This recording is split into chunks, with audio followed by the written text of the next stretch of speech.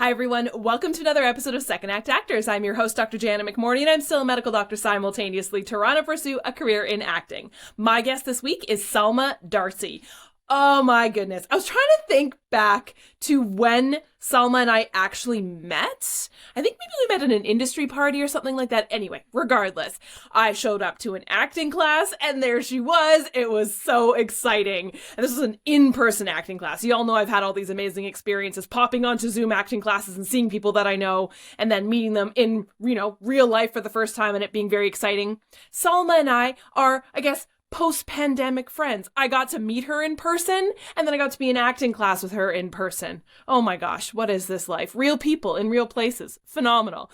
Anyways, we had an incredible time together in this acting class. We weren't paired together, but her partner was sick one day or something like that, and I got to act with her in a scene, and it was incredible. She is so talented. We then went out for lunch and hung out and chatted, and I drove her home, and she's just the best, and then I was like, please be on my podcast.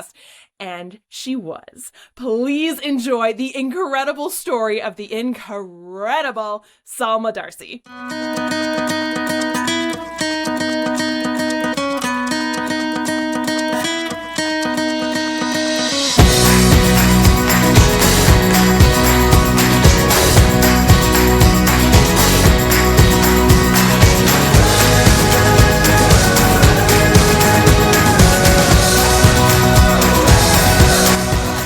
How did this all come to be? How did it all start?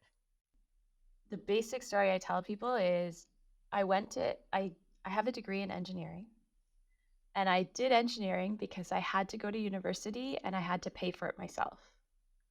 So when you're a teenager, this is the way your mind works. I'm like, okay, so what can I do that will earn me money so that I can pay off the student loans that I have after I graduate? Like, really great career-minded thinking. Not at all. Just get through this next stage of life.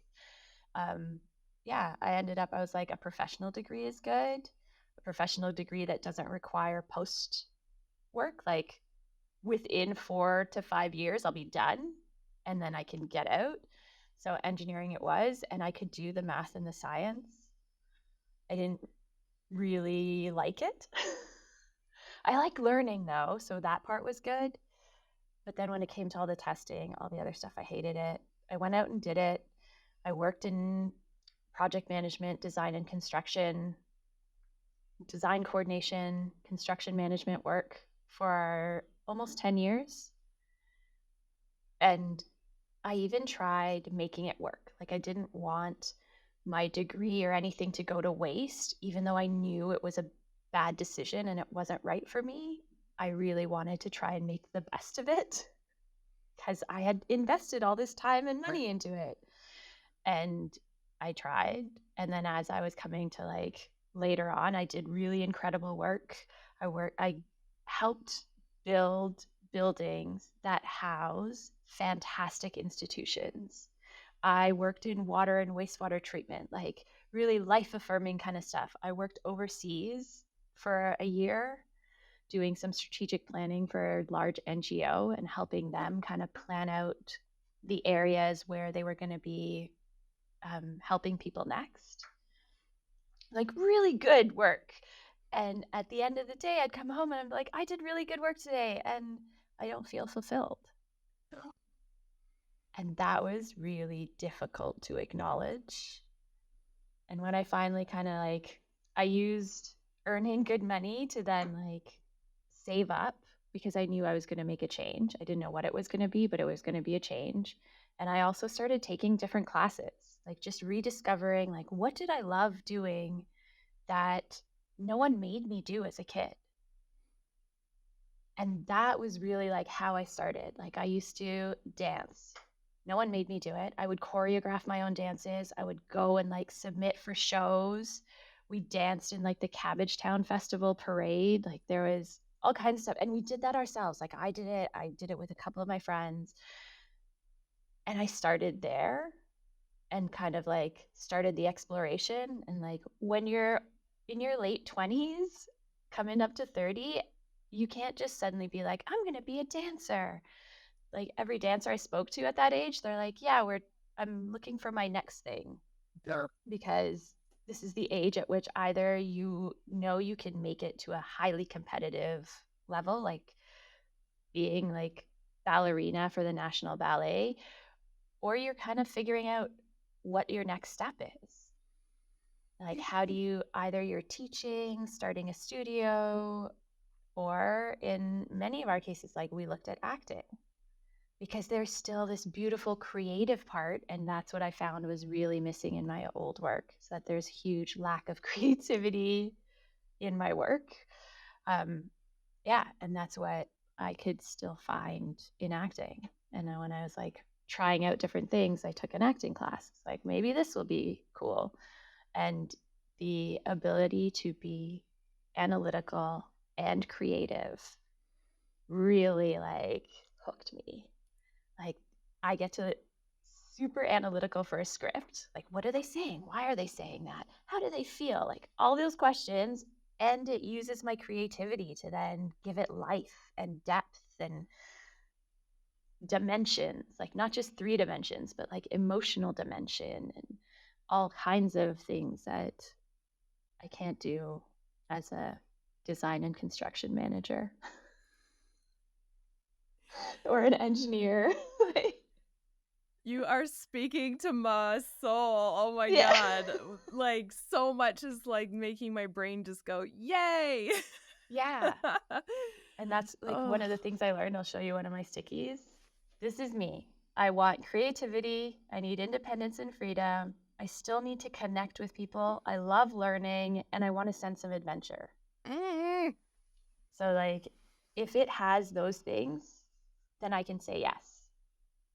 yeah. Easy. And if Yeah. it's missing a major part of that, I know I can pass on it. So, discovering that about myself was huge. Hmm.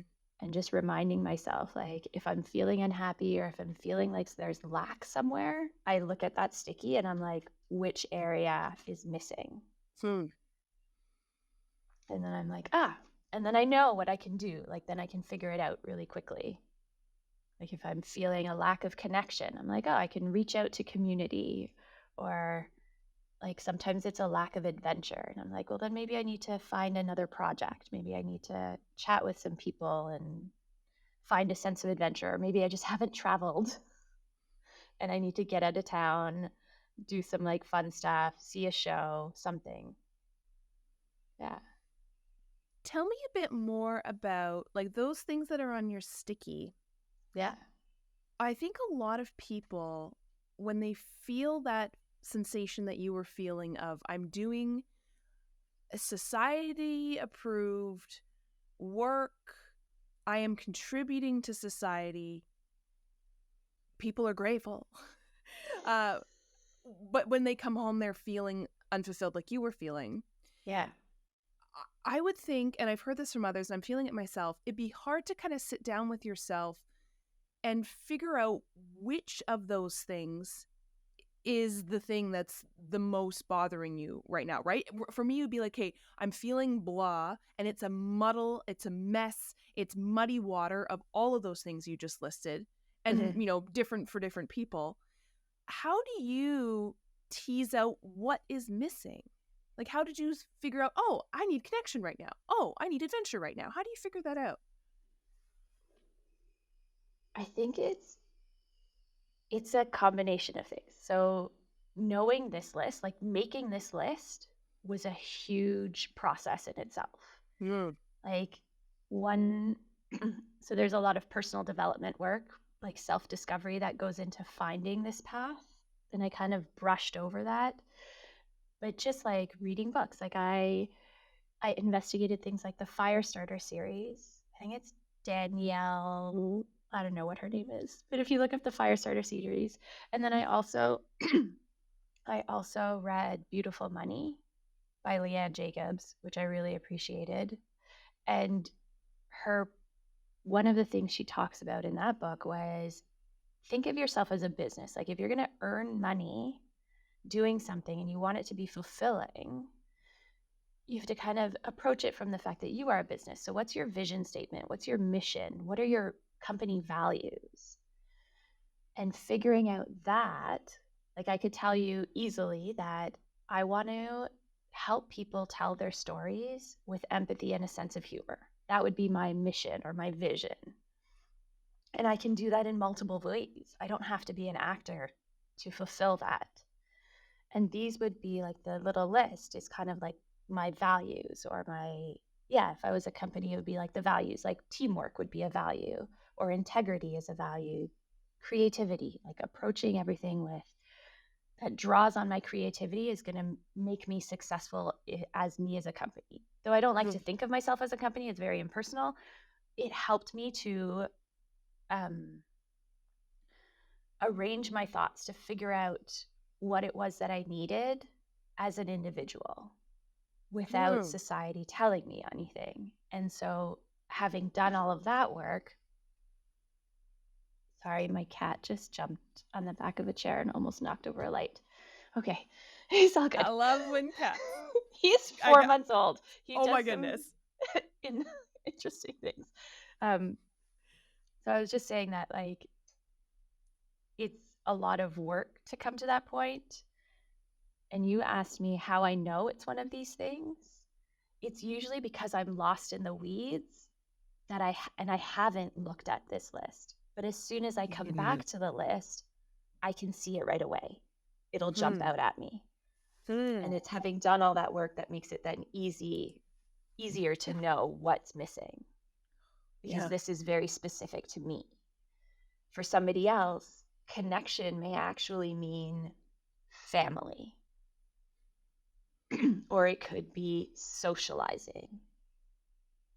And that can be like, so picking your words and knowing what those are makes it easier to then, like, when you feel overwhelmed or unclear, it'll become clear as soon as you see that, because it's like 3 to 5 things that will be specific to you. I really like that. It's very, and you know, the word grounded gets thrown around in our business all the time. But I think it's kind of like it makes you come back to, and again, this is going to sound wooey, but it makes you come back almost to home, like home base, home values, home integrity, mission statement, right? Exactly what you were saying. And that's really empowering, I think, as a human. And I think it's something that a lot of us were missing in the careers that we were doing before. Yeah. Yeah. And you have to I learned, like, that idea that I didn't want to let go of my engineering degree or like all the experience that I had and how much success I had in that career. Like, I was on my way to doing a lot of amazing things with fancy titles and like meeting really amazing people and coming to a point where I could accept that I had learned a lot of skills, but I didn't need to hang on or leverage the degree. I didn't have to leverage the specific titles. I was leveraging the skills that I had learned. Oh, that's so interesting. And that was a tough one for me to get to that point. Like, letting go of my license. You're a licensed physician. Can you imagine saying, I'm not going to renew my license this year? Yeah. It was really hard. And I did that a few years ago. And it was freeing because I was like, but I never want to do that. I don't want to work in an office. Or like, can you imagine saying, I don't want to work with patients. I don't want to help people anymore. And it's not what I'm saying. Like, I had to kind of like find the balance for me and then be like, okay, let it go. Don't renew. And it's really hard. There's no process for saying, I don't want to have a license. Can you cancel my engineering license? There's no process. There's like, you just don't pay for it. Oh my God. There's and then no you like don't pay for fanfare. There's no to be like, no, wait, come back. Are you sure? Oh, there is. You don't pay for it. And then they send you letters. They're like, oh my if God, you don't pay for it, like if you don't renew, then cuts. you'll have to go back to the beginning and like redo your whole licensing process and your experience and everything else. And I'm like, yeah, okay, sure. I'll just ignore that. and I'll ignore the next one. And they're like, you have 30 days. Like, Oh my God. do you? This is giving me anxiety by proxy right now. Yeah.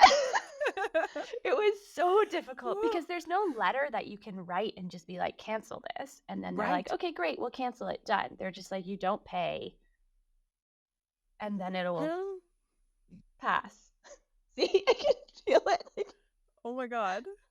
yeah. What, like, there must have been, well, it's a grieving process, right? Like, it's a Yes. huge loss. It's almost like this sounds horrible, an abusive relationship Oh, where they're just, right? But it's like, are you sure? Are you sure? Let me Are you gaslight sure? you. This is your fault. You've put in so much money. You've worked really hard. Oh, you want to be an actor? What does that contribute to society? Remember when you went overseas and helped an NGO? Yeah. Like, but my one beautiful precious life. Yeah. And you're going to give up Holy. all of your income? Oh my God. Yeah.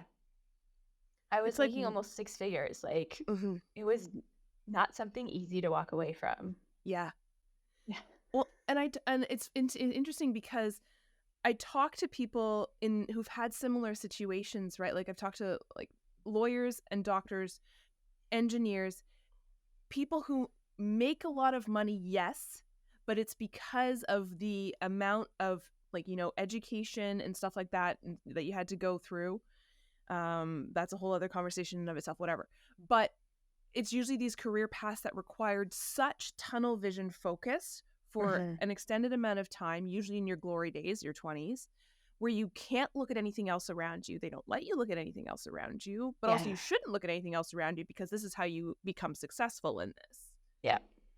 And then when you want to give that all away, it's People a think you're huge crazy. exercise. People think you're crazy, but because it's your identity, it's your social life, it's status, it's the sunk cost fallacy. You've put a ton of money in. Yeah. You've put your mental health on the line. You've put your I didn't have any gray hair before I went to medical school. Like my friends were all traveling around and trying to find themselves in their 20s. I was stuck in the library. Like you don't want to give that up. And it's that huge exercise in sunk cost fallacy, right? Where it's like, it's a cult. It's a cult. It's a cult. 100%. God. And then getting out of it. Yeah. Oh. And I couldn't Clearly have done they made it. it hard for you. I couldn't have done it without my husband. I would say, like, when I was thinking about, like, you send questions and ideas and prep, and I was listening to some of the previous interviews, and I was like, I can't do this without support. Yeah. And when people ask me about it, I'm like, plan for it. Plan for your jump. Save money, because right now you're making money. Save. And then make sure you have support. Like, my husband was like, yeah, you should do this. We had a kid. One of us should be happy. Like, one of us should be around to, like, oh my Lord. to like, be there. Otherwise, if we both stayed on this career path, we'd be hiring someone to take care of our kid.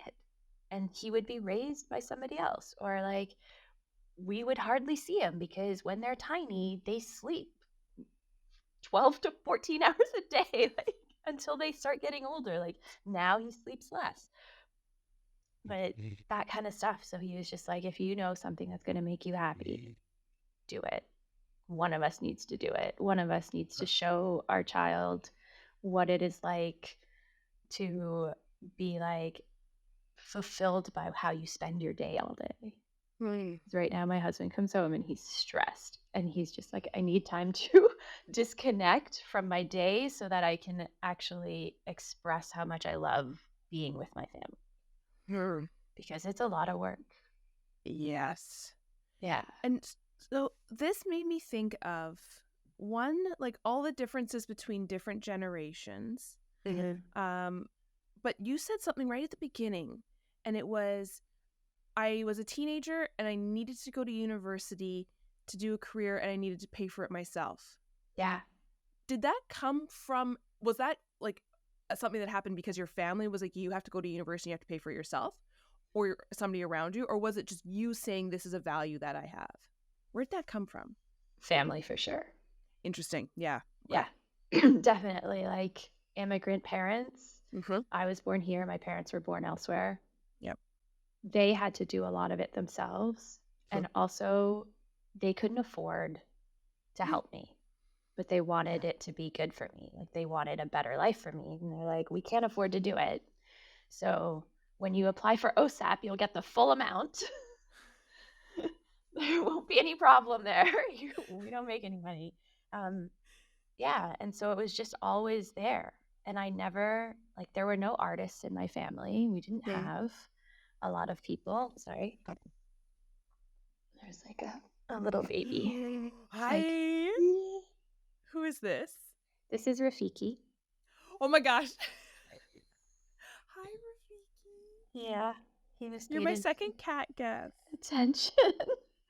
His sister they got neutered and sprayed. We went totally off topic. You can edit this part. No, I love when cats come in. I had like Jesse Griffiths brought in his dogs. My friend Ahmed brought in his cat named Mona. I'm like, I love this. Yeah. They got neutered and spayed, and her space, like her surgery just happened earlier this week. And they can't be playing, like her stitches don't come out until next week. Oh no. So my husband Matt took her to his office, and he's just like, I'll keep her there. I was like, please keep her there, because yesterday I listened to her cry all day because I have to keep them separated. They can't wrestle and play. Yeah. And so What's he's the other cat's name? Kali. Rafiki. Holly? H-A-L? Kali, like Kali, the Hindu goddess. Oh my god, cool. Yeah, she is That's the awesome. destroyer of demons, and his name means friend in Swahili. Oh, I love it. That is the best. Love it. I love cats. I love cats. Mine will probably start scratching on my door in a few minutes when she hears my voice. She's just like, hey, what you doing in there? I want to come in. Let's hang out. Yeah, I couldn't do that to him again today. So he's here with me. They're 4 months old. Oh, it's such a little baby. We were trying to socialize them and make sure that they're not hiding, that they feel like they can come and chat with us, hang out. Yeah.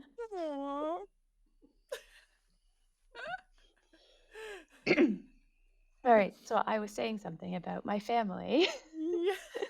And we're an immigrant family, and I didn't have any artists in my family. And so, yeah, I didn't really know what to do. Like, my ideas of what was out there were very limited. Like, my family would be like, oh, you really like to read. Maybe you could be a lawyer, or you like science. Maybe you could be a doctor. These very like broad generalizations, and there's so much in between and outside of those ideas.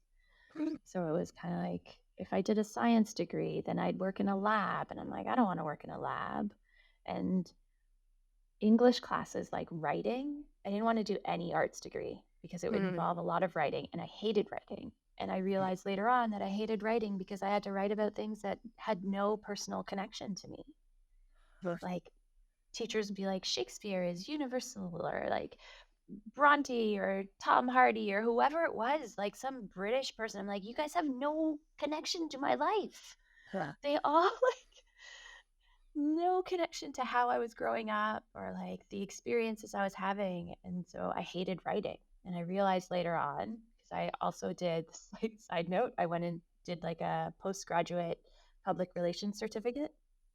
I'm shy of 2 courses because I also realized I wasn't going to work in public relations, but I enjoyed it because I like learning. I loved writing because now I had writing with purpose, and that was really cool. So like, and then I was like, oh, and then creative writing because I like creative things.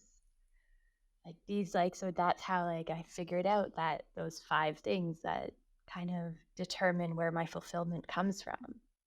Was figuring out a lot of that stuff, trying things.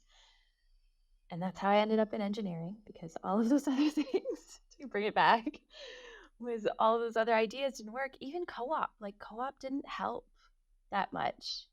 Guidance counselors don't do this process of figuring out what fulfills you and then finding careers like that. Even like I don't know, those like color things that they do in high school, where they're like, oh, if you're orange, you'll want to be a priest, or like a counselor. I don't know. Like, none of that really was helpful because I had no idea what it meant to be a counselor or what it Mm. means. Like, what is that like day to day? How does that work? Yeah. Yeah. And so it was And a different path. I think the mundaneness of careers is Mm. never talked about. Yeah. And I think like there can be so much joy in the mundane of some of people in some of the careers, and there should be in a career that you love. And like I think about some of the mundane things you have to do in a creative career, in the acting career, and like I still really enjoy doing them because I see them as the steps to the what makes it so wonderful. But then Yeah. I think about the mundane in medicine, and I'm like, and I say this all the time, I'm like, if anyone had told me this about the paperwork and just the ridiculous stuff I have to deal with, I would never ever ever have gone into it. If it was just about the medicine, Yeah. absolutely, I love the medicine, I love the science, I love all that stuff, like Yeah. this morning. But like if it was just about that, sure, great. But nobody told me about the base of the pyramid, what we have to do day to day to day to day, right? And I think Yeah. and I wonder if it's changing in society because we don't really, like the generations below us don't really have career aspirations. They're No. like, I just want to make money to survive so I can do the fun things. Yeah. Where us, There it is was like definitely a step, step, lot step, more step, step, step, step. talk about what brings you fun and joy. What are you having Yeah. fun doing? And I think that's a Mhm. great starting point because there will be stuff you hate about everything you do. Nothing is Of course. perfect. Like sitting Mhm. around and waiting on set is the worst, like, buzzkill. Mhm. Like, that's not creative while I sit around and wait or like have a conversation with someone about something completely unrelated and then Yeah. I have to be on. Mm-hmm. You know, like those kinds of things, not fun. Yeah. Sitting around and waiting, not fun. Mm-hmm. As a non-union worker, I'm not union right now. Mm-hmm. Making sure that I get paid and following up on that stuff, Mm-hmm. Yeah. like that's not a fun part of any job. I don't want to be No. an accounts receivable person. But a business needs one. But a business needs one, exactly. That part I Yeah. had no idea when I was started doing this, how entrepreneurial, how much it is like starting your own business. Hmm.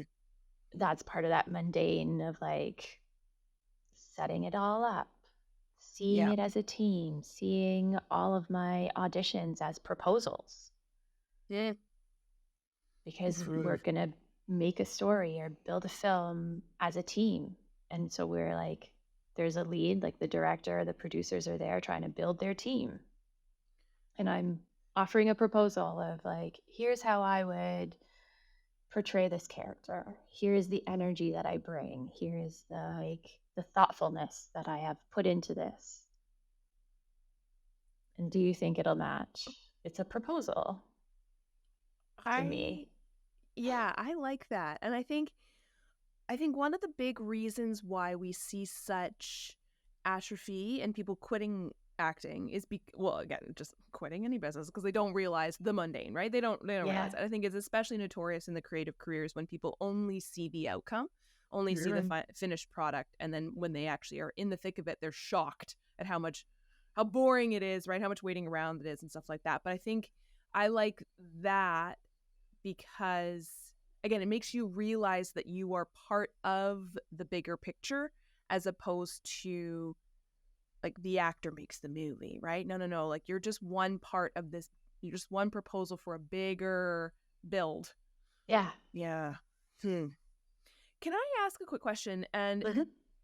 a lot of people I talk to who've had scientific careers, I did a physics degree. I love math, and my analytical brain loves that.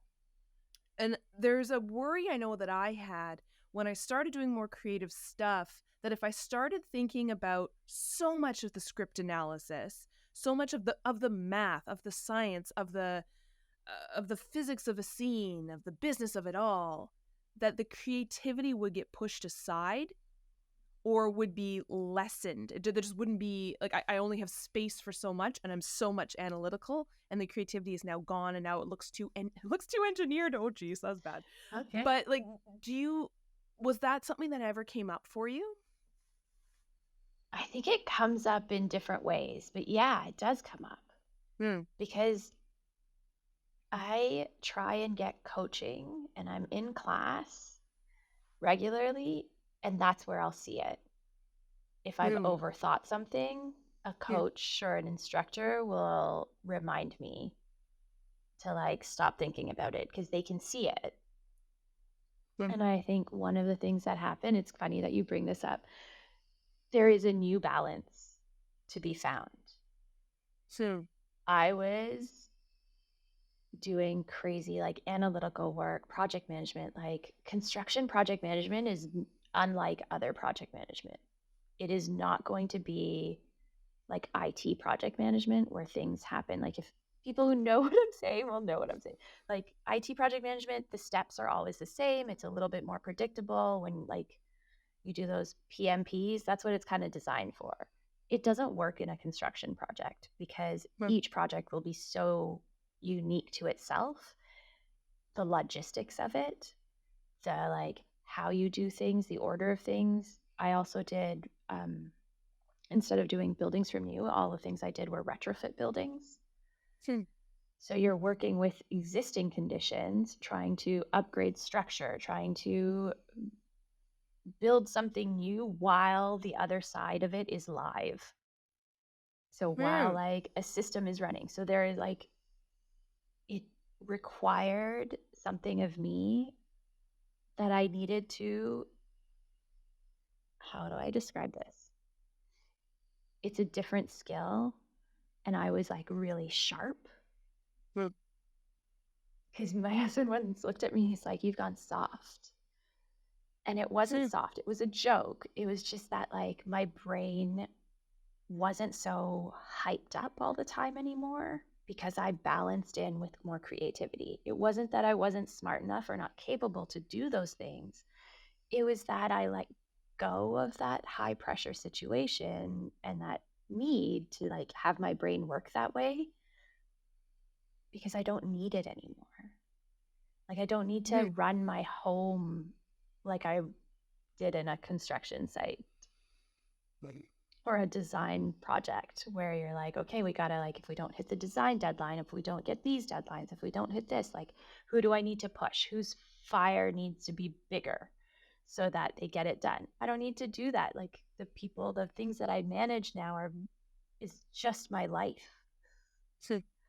Is I think in that sense of like, you'll refine it. Maybe that's what, like it's a more refined analytical side of myself that comes out so that I do invite the creativity in.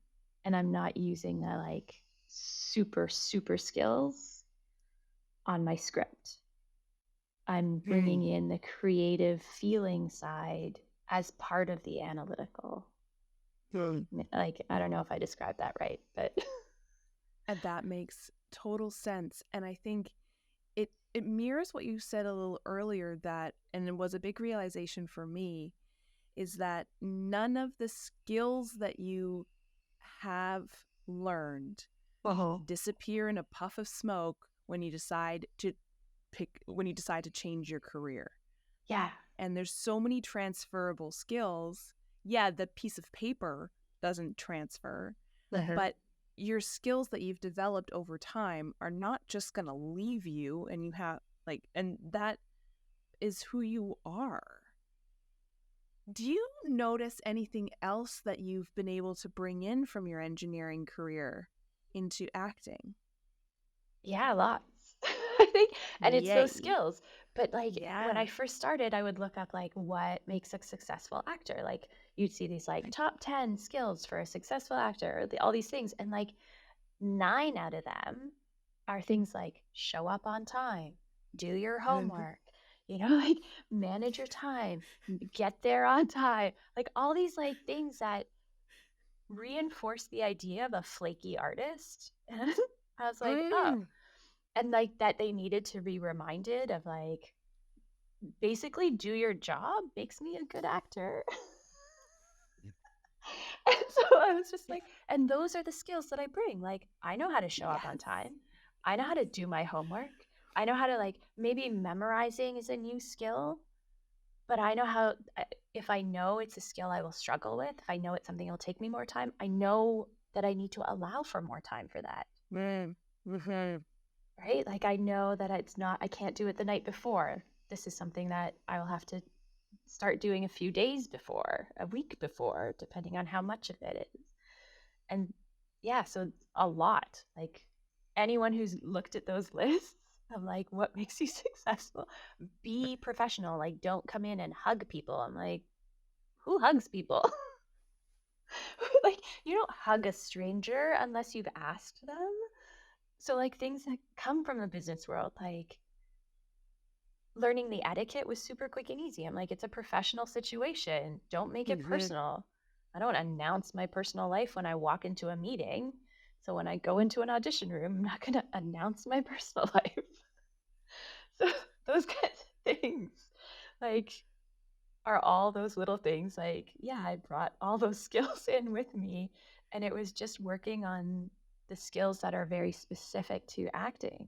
Things like memorizing, or the creativity, learning to trust myself, learning to be vulnerable in a space that's not really safe for vulnerability.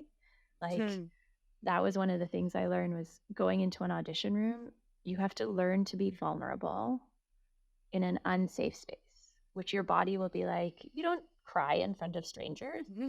Like, you don't show Go to this your room. level of emotion. Yeah, you do it in private in your room, which is what you learn as a kid. Oh my God, you're crying. Go to your room. Like, Go to your room. Yeah. Yeah. So I think I Well, brought a lot of those, like, regular professional skills that we learn.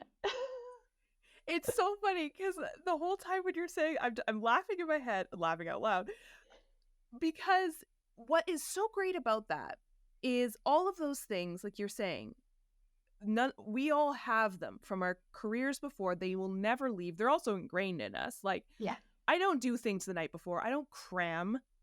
No, I've never been that type of person. Yeah. So I'm going to show up. I'm going to be prepared.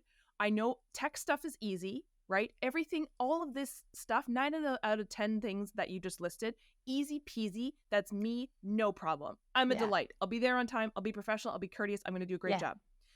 But what's really cool about having all these things already in our arsenal, because they're part of our soul, they're part of our nature, is I think that now leaves room to do all the creative stuff. Yeah. Because my brain energy doesn't have to worry about, oh no, will she be professional?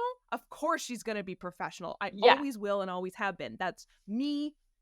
That's my nature. Yeah. I don't have to act professional. Yeah. It's just me. I don't have to hold back something to be the professional. I don't have to stand there and be like, don't say that out loud, Janet. Like, no, that's not a thing. So it allows space because my body and brain can rest knowing that I don't have to do that because it's already a thing that I know. But then of course you're like, great, now I have to learn the acting. Oh, no. Which is huge. It's a totally different skill. Like, Tell me more about that, like that vulnerability piece, because I think both of us come from careers and I think family upbringings where vulnerability wasn't really, it's not praised, let's say. Yeah. It's restraint is praised, right? So, tell me more about that. How's that been? Oh, that's a huge, like, so I'm going to start general. I'm going to say that I think a lot of people, when they come to acting, or they discover acting as a possible career or like something to add to what they do, I think we do it, and there are so many actors, because there is emotional freedom. Because it's the one place where you are allowed to express emotion. And I think culturally, you're not really allowed to. You're not allowed to say, I feel something. You're allowed to say, I think. But to say I feel and whatever is not as accepted. It's not as welcome. It's like you said, it's not celebrated in any way. It's looked down upon. And yet Mhm. acting comes along and you have this freedom to say I feel. And you're expected to say I feel. You're invited and asked to do that. And I think it becomes very attractive to a lot of people because Yeah. we're not welcomed to have emotions in this world right now. Mm. So that's my general statement about why I think a lot of people like acting and why there are so many actors. And I think it's good. It's a safe space for your emotions. For me in particular, I think part of it was I was always a highly sensitive kid. Like everyone remembers they're like, you could sneeze and Selma would cry. Mm. Like that kind of thing. Like tears were always on the verge of my face. So highly sensitive, not welcome in my family because it was too much. Like Mm. they had enough stuff going on, and to have the emotional capacity to then also be there for a sensitive kid, like I Mm. don't blame them for it. They were trying to survive, and I did what I had to do to survive, and I tamped all that down. I built really big, thick walls to protect me. And engineering just reinforced that. Engineering was like, yeah, you are good at your job because you have these thick walls, because Mm. other people's stress and the pressure doesn't get to you. Like, the world is falling apart. My boss is like, you seem very calm. I'm like, well, I don't see how I'll be helpful if I fall apart. And so it was good. Like, it rewarded me for having these super thick walls. And because you're calm under pressure, people are like, great, we can give her more responsibility. And that's where like my success came about, because I had these thick walls.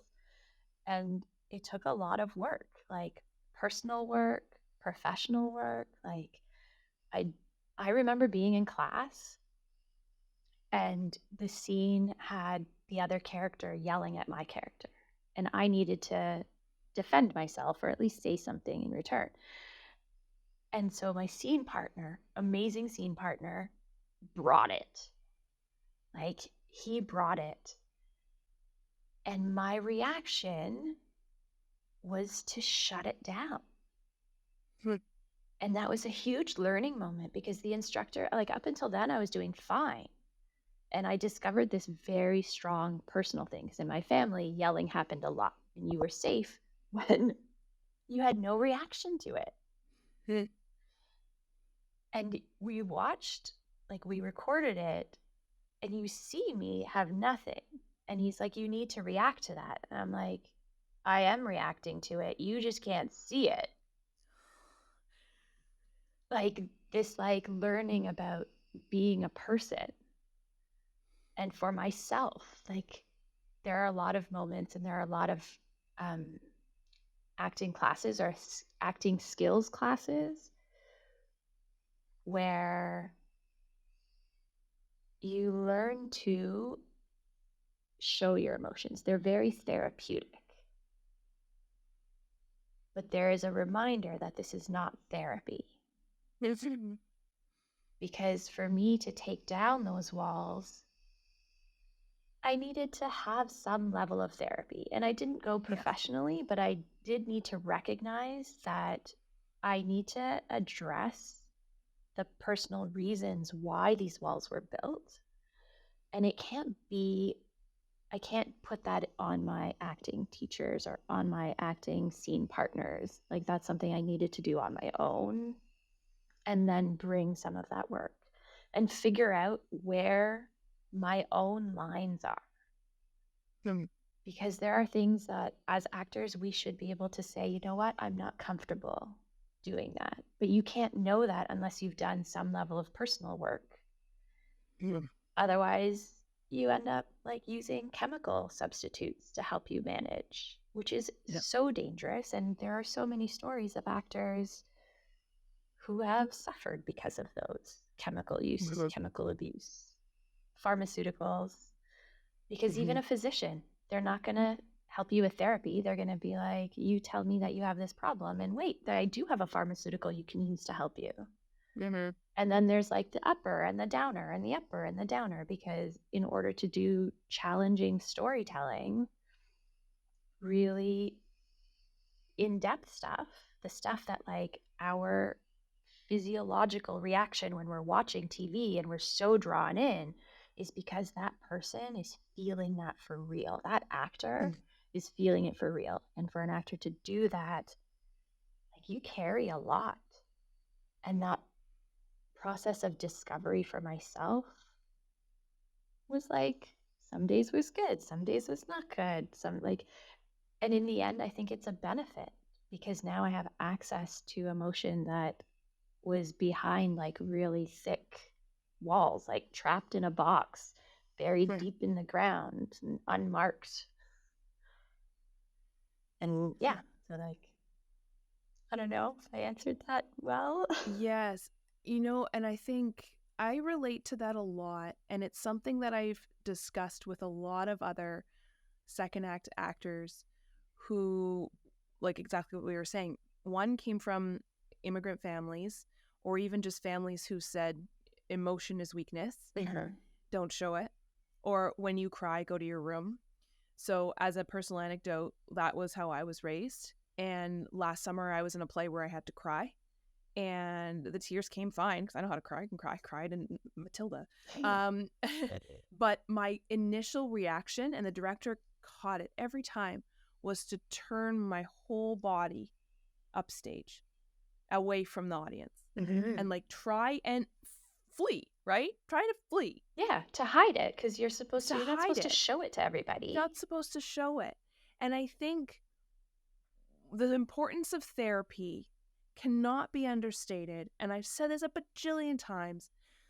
Some of the best days in acting class are the days when I can get to those raw emotions and it feels so good. But I know I can bring myself out of that Yeah. and not live in it for weeks and destroy my family and destroy my friendships because I'm method acting. Yeah. Is because I've been in therapy. Yeah. 100%. Because you're able to recognize like and be able to say to yourself, I'm stepping in and now I know how to get out.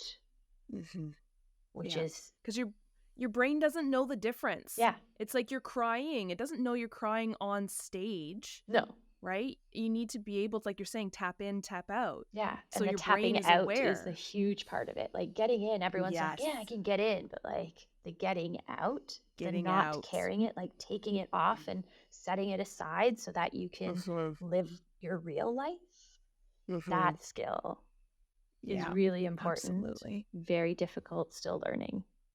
Yeah. I think I'm going to keep that one's going to be for a long time. Well, and I think that's also, it's the corny lifelong learning that I know you love, I love, but I think that's also like a human thing. Like there's literally no way that you can finish all the Girl Scout badges of learning how to process your emotions. It's just going to be a continuous thing. And I think that's why I totally agree with you. That's why acting is so exciting because it literally never will end because you're constantly rediscovering something because it's constantly a new human. Yeah. Do you have any more advice for people looking to change careers into acting? You've given a ton of incredible advice already. What would I say in addition to like support, plan, community? I think community is key. I don't think we talked too much about community. Like I'm going to talk about, we rescheduled this interview a couple times. And the last time we rescheduled it was because I had an audition. And that audition required the support of, I think, 4 people. You helped me because there was a medical component, which was awesome. I'm so glad that I was like, oh, wait a second. And you like offered help. And I was like, this is incredible. Like you just tug off one step of that, which was so easy. It required an accent, which I needed some help with, and speaking in a second language. I got help with that. I got a coach for the acting part because I was already doing all these other things, and it was 5 pages of script. And I had a reader. So to do a 5-page audition required 5 people.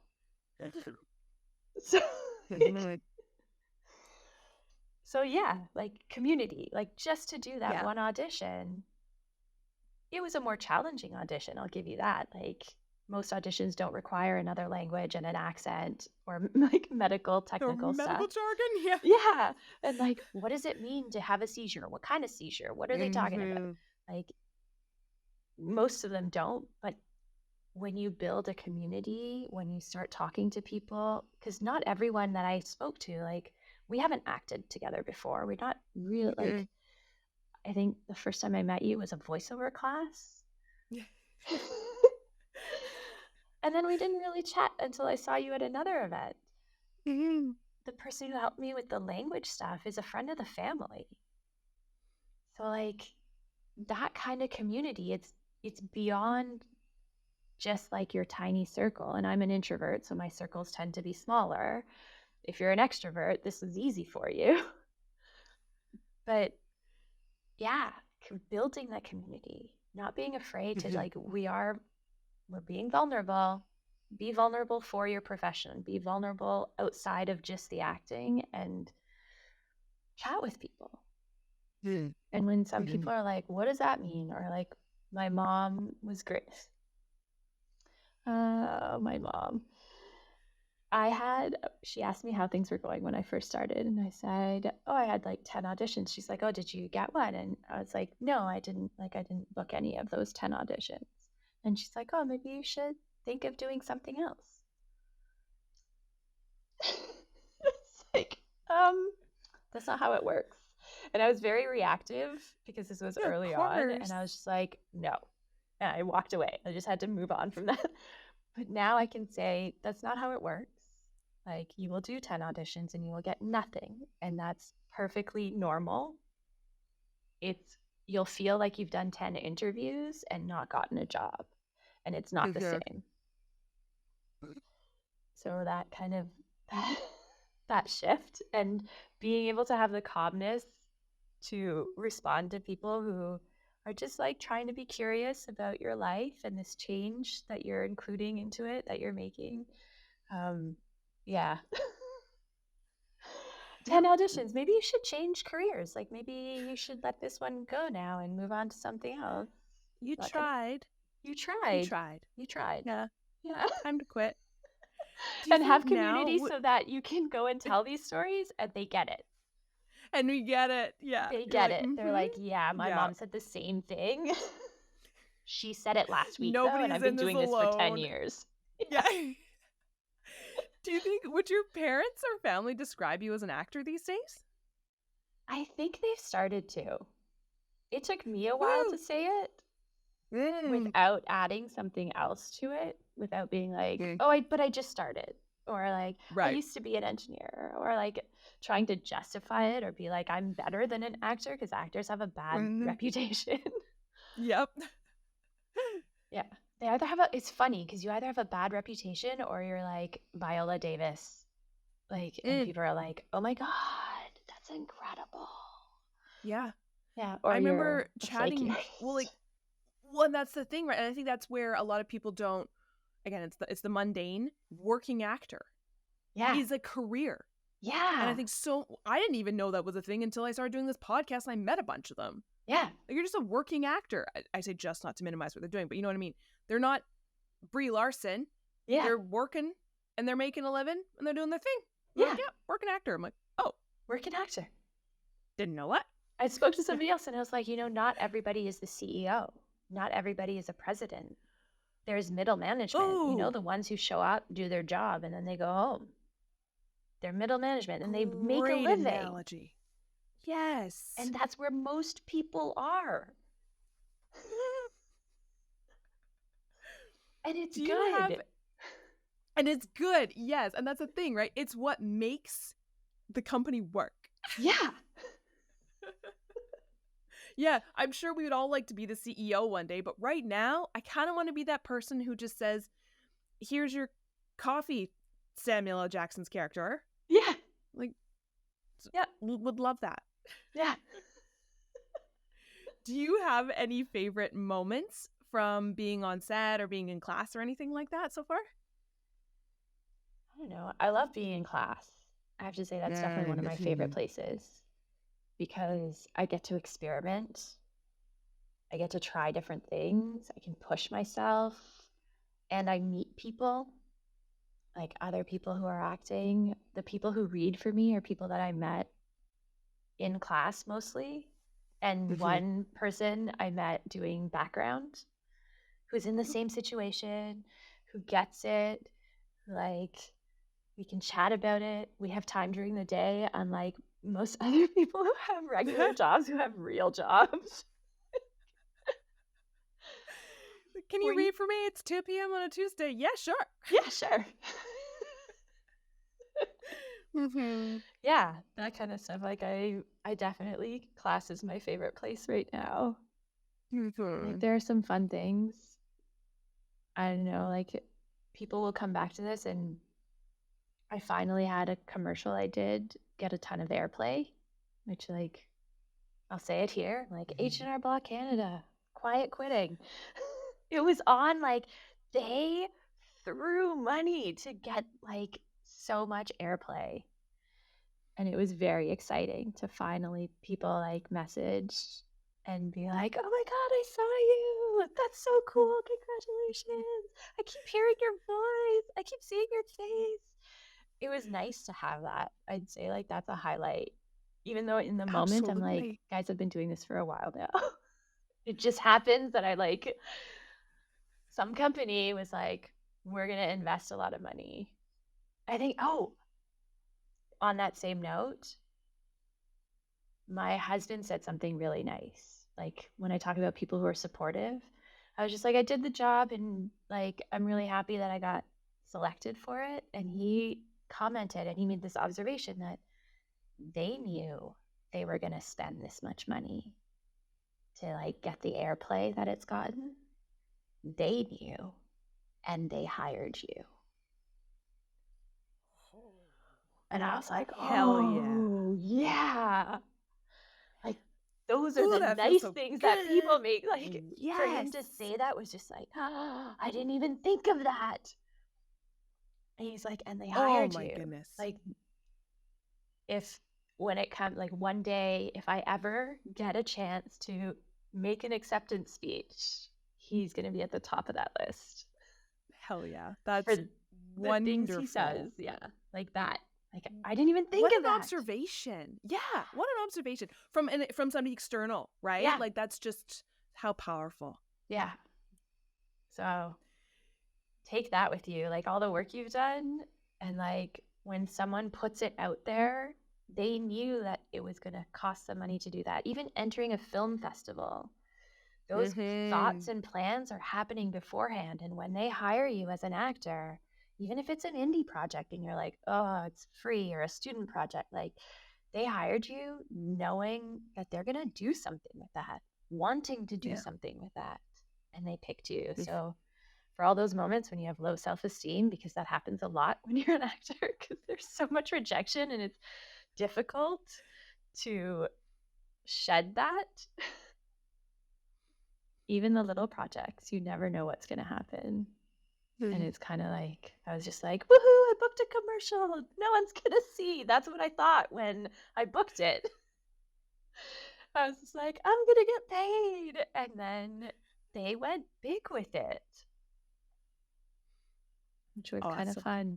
So yeah, you asked about highlights. Oh, I had highlights. Not just class, which I really love doing, but like. Do you have any final words of wisdom or advice? I think we covered it. I don't know if I have final words. Like, I know it's so hard when like this has been pure gold spewing out of your mouth. I was just like, find your reason why. And it's the more this is what I think I will share with people like the final words. What I am really starting to accept right now and embrace and lean into is the more I am me, the better my work will be. Oh my God, I just made it rhyme too. The more I am me, the better my work will be. So you can add that to a sticky if you're into that kind of thing. Because like I have a friend who books commercials often, and I asked her about one of her auditions because we both like we end up auditioning for a lot of the same things. And I asked her because I was just like, I don't know what I did. It was kind of weird. Sometimes they ask you about weird things. And I looked at her audition and I was just like, that's all her. It's beautiful Same. because I can see her in it and I know her, so I see her in it. And she booked it. And I was like, so I was very excited for her, but to see it, I was like, ah. And it reinforced the idea of like, the more I am me, the better I can be.